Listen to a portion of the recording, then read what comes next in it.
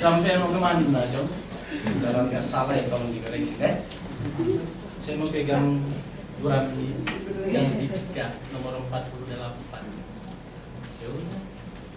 Kemudian dia tanya pendeta, sampean Katolik Protestan atau Katolik? Jadi biar saya jelaskan, saya pendeta ya otomatis lah Protestan. Oh, sampean yang percaya Isa Al-Masih, dia sekarang mulai menginjili saya kan? Saudara sampean yang percaya Isa Al-Masih, kok Bapak tahu? Iya saya tahu, saya pernah baca bukunya. Luar biasa. Kemudian kan saya tanya, selanjutnya, ya Isa Al-Masih itu menurut buku itu dia mati tapi dia bangkit. Kemudian tanya bagaimana dia mau? Muhammad saya mati tapi tidak bangkit-bangkit. Ya, tidak bangkit-bangkit. Loh, kalau tidak bangkit-bangkit kenapa kau percaya? Saya juga bingung. Kalau begitu kamu mau percaya Tuhan Yesus Isa Al-Masih itu? Mau. Oh, kalau kamu mau, namanya pendeta kalau nyawa jiwa itu kan cepat gitu kan. Kamu mau percaya Tuhan Yesus? Ya percaya. Kamu mau terima dia? Ya. Asalkan saya kaya seperti Bapak dia. Kaya repot. Tiba-tiba tak dikasih kaya ya repot. Seperti Nur Afni, sekarang dia sudah kembali ke Islam. Sudah tahu? Ketinggalan zaman. Baca berita. Kawin usaha besar dari Makassar, Muhammad siapa begitu, akhirnya tinggalkan imannya masuk Kristen. Mungkin karena kerantalan atau mungkin hal yang saya tidak berani mengomentari, tapi itu pribadi di hadapan Tuhan. Nah, saudaraku, kebangkitan inilah yang memberikan satu corak khusus kenapa kita harus percaya Allah di dalam nama Tuhan Yesus Kristus. Karena Allah kita bukan Allah yang mati, tapi Allah yang hidup. Amin. Itu yang memberikan kekuatan bagi kita. Sehingga ketika kita studi banding dari agama lain, tidak ada karya ini ditulis dalam Alkitab mereka. Itulah yang memberikan kekuatan. Namun saudaraku, kisah kebangkitan Tuhan Yesus adalah satu kisah misterius. Kenapa? Karena ada berbagai polemik tentang kebangkitan Kristus. Di dalam Alkitab Matius pasal 28, di situ tertulis ada dusta mahkamah agama, di mana mereka berusaha membayar penjaga atau serdadu-serdadu pada saat itu, supaya serdadu-serdadu itu mengatakan bahwa Yesus tidak bangkit, tapi mayat Yesus dicuri oleh ke-12 murid. Kenapa demikian? Oleh karena kebangkitan Kristus membuat mereka malu. Kebangkitan Yesus membuat musuh-musuhnya malu. Karena mereka berpikir, lewat kematian Yesus tak berdaya. Tapi lewat kematian, iblis dikalahkan. Lewat kebangkitan, manusia yang memusuhi Yesus merasa malu. Betul? Sehingga mereka mulai sober sana, sober sini, sober sini. Yang nyogok itu siapa? Tua-tua imam. Imam-imam kepala. Tua-tua Yahudi. Mereka menyogok serdadu. Setelah itu berayat berikutnya dia katakan apa? Jikalau hal ini didengar oleh wali negeri, maka kami akan bicara dengan wali negeri sehingga engkau tidak akan diapa-apakan. Main sogok ke bawah, sogok ke atas. Betul? Hati-hati sogok ke bawah, sogok ke atas.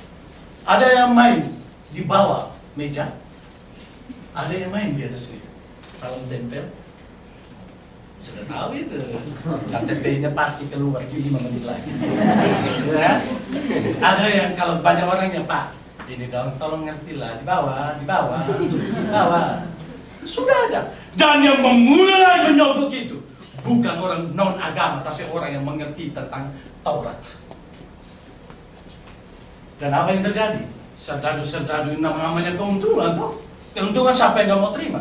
Di sini siapa yang nggak mau terima keuntungan? Angkat tangan. Siapa yang tidak mau terima keuntungan di sini? Silakan angkat tangan. Tidak ada yang mau. Saya mau. Tidak ada yang mau keuntungan. Keuntungan, serdadu nggak ngerti, tidak perlu peduli, mau haram atau halal, sikat saja. Walaupun ditulis di situ halal dan haram. Oh, tidak ada haram dan halal, sikat saja. Yang kasih ini agama, tokoh-tokoh agama, tiba-tiba pendeta datang dia kasih. Tuhan memberkati. Itu ujung-ujungnya dia ambil dari mana? Dia bisik-bisik ke bendahara, tolong dong kasih Nggak, untung benar kita tegas. Pendeta ada kesempatan itu. Tapi untung juga pendeta takut Tuhan. Berdoa terus supaya pendeta dan bendahara takut Tuhan. Ditambah dengan ketua, terus takut Tuhan, sehingga tidak main seperti itu. Tapi pada zaman itu, imam-imam kepala dan tua-tua Yahudi main sogok. Akhirnya, ayat terakhir kalau kita melihat di sini dikatakan berita ini tersiar ke seluruh orang Yahudi. Sehingga dengan demikian, orang Yahudi, bahkan semua orang berkata bahwa kebangkitan Kristus adalah sebuah dusta. Bahkan tidak hanya itu, ada satu aliran yang namanya aliran Gnostik, lahir pada zaman di mana Tuhan Yesus berada. Dia katakan apa? Yesus tidak pernah mati. Karena ketika Yesus masuk dalam penderitaan, dia sempat berbisik sesuatu kepada Yudas. Maka Yudas yang naik, ketika mereka datang tangkap, muka Yudas berubah menjadi muka Yesus. Saya nggak tahu muka Yesus berubah menjadi Yudas atau tidak. Dan dikatakan demikian, kemudian yang digiring dan diadili dan lain sebagainya sampai di atas kayu salib itu Yudas, bukan Yesus. Sehingga dengan demikian, Yesus tidak pernah bangkit. Selanjutnya, ada satu ajaran lagi yang mengatakan apa? Betul, Yesus digiring, naik ke atas kayu salib. Tetapi ketika mereka dipaku, Yesus kan maha kuasa, dia menghilang tiba-tiba. Wah, main magic-magic, sulap-sulapan ini. Itu pemahaman-pemahaman yang bertebaran di mana-mana. Bahkan saudaraku, yang sangat menyedihkan, ada seorang teolog, seorang pendeta, berbicara dalam media massa. Dia katakan Yesus tidak pernah bangkit. Dan dia seorang teolog di Indonesia, seorang pakar dalam bahasa Yunani, dalam perjanjian baru. Dia berteriak, Yesus tidak pernah bangkit. Kuburan Yesus ditemui, tulang-tulangnya ditemui bersama dengan keluarganya di sana, di daerah Tabor. Dia mengatakan demikian. Waktu itu terjadi, saudara kalau ikut internet, terjadi perdebatan yang luar biasa. Saudaraku, inilah ketidakpengakuan tentang kebangkitan Yesus. Tetapi ayat 20 daripada 1 Korintus 15 dia katakan tetapi yang benar ialah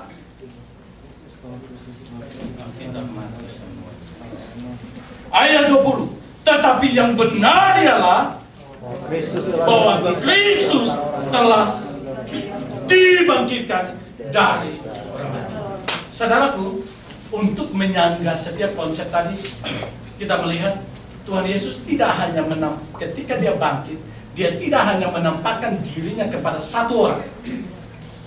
Kalau satu orang itu bisa dikelabui, mungkin bisa dikatakan, orang katakan bahwa Maria Magdalena waktu bertemu dengan Tuhan Yesus, mereka katakan dia menghalusinasi. Tahu menghalusinasi? Dia menghalusinasi karena cintanya, bukan karena pacaran, tapi karena sayangnya dia dengan Tuhan Yesus. Itu Da Vinci Code itu sembrono. Karena sayangnya dia dengan Tuhan Yesus. Karena dia merasakan bagaimana Tuhan Yesus mengampuni dia. Dia seorang pelacur. Tapi ketika dia datang kepada Tuhan, Tuhan berikan pengampunan baginya. Maka dia melihat kasih Tuhan begitu besar kepada dia. Maka dia sangat sedih ketika Tuhan Yesus pergi. Tuhan Yesus mati. Dan mereka berpikir karena linangan air mata lah. Dan dengan kesedihan lah. Maka dia berhalusinasi bahwa dia lihat Tuhan Yesus. Mungkin kalau